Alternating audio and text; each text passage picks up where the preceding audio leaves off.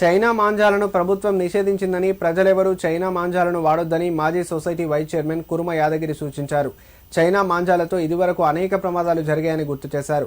సిద్దిపేట జిల్లా తొగుట మండల కేంద్రంలో ఏర్పాటు చేసిన మీడియా సమావేశంలో ఆయన మాట్లాడారు.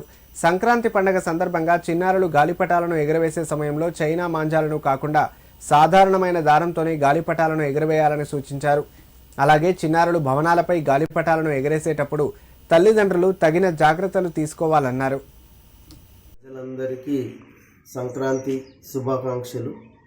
అదేవిధంగా మన పిల్లలకు ఎప్పుడైతే హాలిడేస్ వచ్చినాయో అందరూ మరి గాలిపటాలు పతంగులు అనుకుంటా చాలామంది పిల్లలు మరి బిల్డింగ్ల పైకి ఎక్కడం, మరి చైనా మాంజా ద్వారా పతంగులను విడవడం ద్వారా మన కంటికి తెలియకుండానే కత్తి లాంటి దారం ఉంది కాబట్టి ఈ బైకుల మీద వెళ్ళేవారు, మరి నడుచుకుంటూ వెళ్ళేవారు, పక్షులకు మరి చిన్న చిన్న జంతువులకు ఇది హాని కలిగించేటువంటి ఈ సందర్భం కాబట్టి ప్రజలందరూ గమనించి మరి పిల్లలకు కూడా వారి మీద ఒక కన్నేసి ఉంచినట్టయితే జాగ్రత్త తీసుకున్న వారం అవుతాము.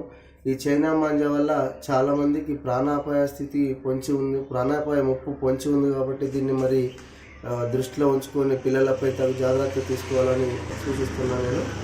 కానీ ఈ రోజులలో మరి పిల్లలు కూడా మనం ఏదైతే సెలవులు వచ్చినాయో వాళ్ళ మీద కూడా మనం కన్నేసి ఉంచినట్టయితే వాళ్ళు మంచి మార్గంలో నడిచేయడానికి వాళ్ళు మున్ముందు మంచి భవిష్యత్తు ఉంటుంది కాబట్టి పిల్లలను కూడా మంచి భవిష్యత్తులో పెంచాలని నేను మనస్ఫూర్తిగా కోరుకుంటున్నాను.